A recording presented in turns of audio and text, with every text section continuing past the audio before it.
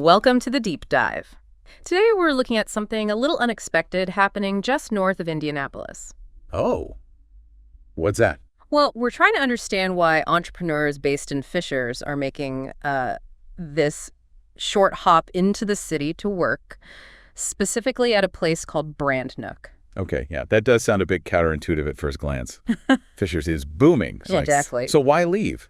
What's the pull drawing these professionals, just a few miles south for their workspace? That's the core question we're exploring. What are the real advantages of this seemingly brief commute? And where are we getting our info on this? Our insights come from an article by Brandnook itself. They're a provider of co-working and private offices there in Indianapolis. Ah, okay. So they have a vested interest, but likely some good observations too. Right. And they argue this isn't just about shaving minutes off a drive. The piece suggests it's a much more deliberate strategy, really focused on business growth and sharper productivity. Interesting. Growth and productivity from a slightly longer commute. Let's get into it. Okay, so the article kicks off mentioning this idea they call the 10-minute commute club. What's the thinking behind that specific phrase? Well, what's interesting here is how they frame it. It's this blend of convenience and creating a distinct mental zone. Mental zone. Yeah. The 10-minute commute club isn't about, some long, painful trek. It's about that short journey acting as a kind of crucial psychological transition. Ah, I see. Think about it. You're close enough to Fishers for local connections. It's a quick route back and forth. But that 10-minute drive, it lets you mentally shift gears, switch from home life, or maybe just the home mindset, to a dedicated workspace. That can be surprisingly valuable. That makes perfect sense, actually, like a little ritual to get your head in the game. Exactly. A buffer. Okay, so beyond that mental switch, though, the article contrasts the entrepreneurial landscapes, Fishers versus Indianapolis. What's the key distinction they're drawing there? Well, if you look at the bigger picture, Indianapolis just being the state capital and the central hub, it naturally hosts a more mature and diverse business ecosystem. Right, it's just bigger, more established. Definitely. And while Fishers is absolutely growing fast and has its own strengths, the article implies Indianapolis offers access to a wider spectrum, more industries, potentially more diverse collaborators, different kinds of clients, maybe even mentors you wouldn't find easily in Fishers yet. So tapping into a deeper, more varied network. Precisely. It's about plugging into that more established web of opportunities. And it sounds like the perks go beyond just networking potential. The article also mentions things like a broader range of amenities, maybe a more central spot for meetings. Exactly. Think about the practical side, too. Yeah. A physical address in Indianapolis, especially a well-located one like Brandnook seems to be, can lend a certain weight, credibility to growing business. Yeah, perception matters. It can. And it might simplify logistics for meetings if you're pulling people from different parts of the region. Plus, being closer to the city center often means easier access to specialized services, suppliers, resources, things that can fuel expansion. Okay, now let's zoom in on Brandnook's specific location. The article describes it as just outside Fishers with direct access to I-69 and 82nd Street. Why is that geographical sweet spot so important? That location really does seem key to their whole pitch. They're offering that super easy 10-minute connection, like you said, right off I-69 for folks coming from Fishers. So you avoid the deeper city commute. Right. You skip the slog further into downtown Indy. And being near 82nd Street, that likely means convenient access to all sorts of supporting services, restaurants, shops, without being stuck right in the middle of heavy city traffic. Best of both worlds, maybe. Kind of seems that way. The article also makes the point that this location increases visibility, makes it easier for clients or potential hires coming from Indy or elsewhere to reach them. It's about being accessible without the congestion. Gotcha. And it's not just where it is, but what it is. The article really emphasizes that Brandnook isn't your run-of-the-mill co-working space. They talk about different types of work environments. Can you walk us through those options? Sure. They seem to get that different people work differently. They offer private offices, obviously, for those needing dedicated, quiet space. Pretty standard stuff. Right. But then they also have flexible co-working areas, for more collaborative work or maybe for people who don't need to be there every single day. Yeah. Casual meetings, that sort of thing. Okay. What I found interesting, though, was the mention of semi-private cubicles. It's like a hybrid option. The middle ground. Yeah, offering more structure and personal space than just an open desk, but maybe not the full commitment or cost of a private office. The main takeaway seems to be providing options that can adapt as a business grows or changes. That adaptability feels crucial. especially for startups kind of figuring things out. Now, the article uses some interesting language. It describes the atmosphere as having creative energy in a calm setting. That sounds like a tricky balance to strike. It does, doesn't it? Yeah. But what's clever, I think, is the intentionality behind it. They're aiming for an environment that fosters focus and clear thinking. That's the calm part. How do they achieve that? Probably through design choices, Yeah. natural light, maybe certain finishes, a layout that avoids feeling chaotic or crammed, trying to minimize that sensory overload you get in some busy offices. Okay. And the creative energy part. That seems to come from facilitating connections, but in a more relaxed way.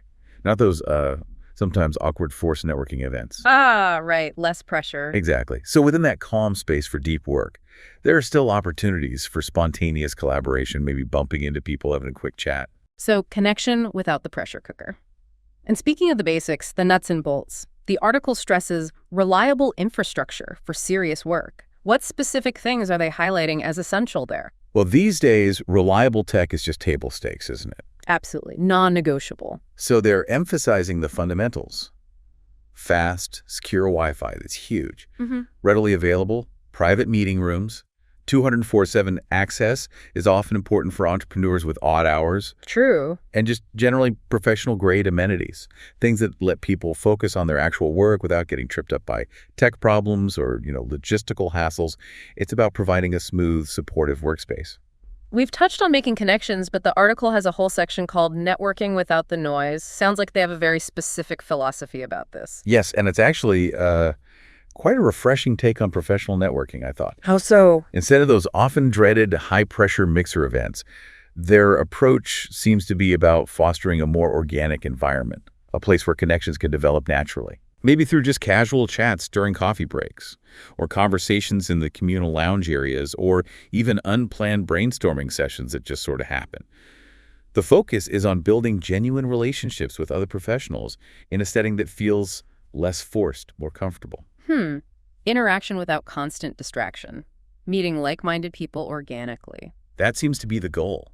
Finding collaborators, sharing insights, maybe discovering future partners without feeling like you have to network. Okay, all of this sounds like clear advantages for the individual entrepreneurs using the space. But the article also talks about broader implications, specifically fostering local economic growth within Fishers itself.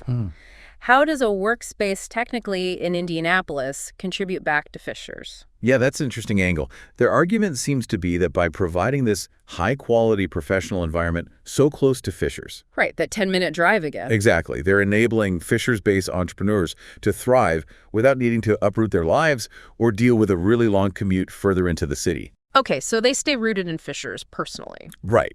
And the thinking is, this means these entrepreneurs are more likely to invest their time, their money, maybe hire locally within Fishers, use Fishers-based services, and generally contribute back to their home community's economy. So it creates a positive ripple effect back into Fishers, even if the office address is technically Indy. That's the idea. Yeah. Increased traffic for local businesses near home, maybe new collaborations sparked between Fishers folks who meet at Brandnook, stronger local networks overall, keeping the talent and economic activity within that broader Fishers North Indy region. Makes sense. The article also positions Brandnook as a scalable solution for growing online businesses. Yeah. What makes it particularly adaptable or scalable? The key to that seems to be their flexible membership model. They don't just offer one-size-fits-all. What kind of options are there? Well, they cover a range. You can get like a single-day pass if you just need occasional access. There's a virtual membership, which is basically for a professional address and mail handling, useful for home-based businesses. Then they have part-time options, like a starter membership for 5 days a month, or a pro for 10 days. Then you get into the full-time stuff. Elite membership gives 204/7 access to the co-working space, and a private desk gives you your own dedicated spot, also with 247 access. So you can start small and level up as needed. Exactly. It lets businesses find the right fit for their current stage and easily adjust as their team grows or their needs change. It removes that pressure of overcommitting to a big, long-term office lease before you're ready. That flexibility sounds really appealing for businesses navigating growth. And for anyone listening who's maybe thinking, this sounds interesting, the article wraps up with an invitation to experience Brandnook firsthand. What are they offering there? They're offering a complimentary 3-day pass. which is, a pretty smart way for people to actually test it out. Try before you buy it, basically. Right. It lets potential members really get a feel for the space, immerse themselves in the environment, see if the vibe and the functionality actually align with how they work, all without any upfront financial risk. What should someone look out for during that trial? They suggest paying attention to that quiet energy they talk about. Notice the layout, the mix of spaces, that balance they aim for between professionalism and comfort. See if it clicks with your work style and your goals. So it's a chance to see if it genuinely fits your work life, not just look at pictures online. Precisely. Does the rhythm of the space work for you? Okay, so when we put it all together, this deep dive into Brandnook and this whole 10-minute commute club idea, it really shows that the decision for Fisher's entrepreneurs to work just over the border in Indianapolis isn't just random. No, it seems quite strategic. It's a calculated move for advantage.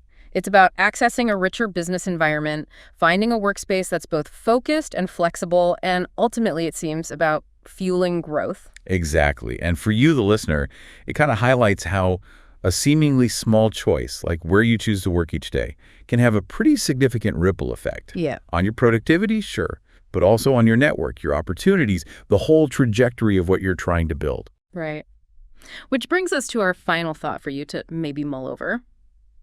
How could a conscious shift in your physical surroundings, even just a brief change of scenery like that 10-minute drive, potentially sharpen your focus or unlock new doors? What kind of mental clarity and professional advantages might a dedicated workspace, even one just a short hop away, offer you? Something to think about. Definitely. Thanks for diving deep with us.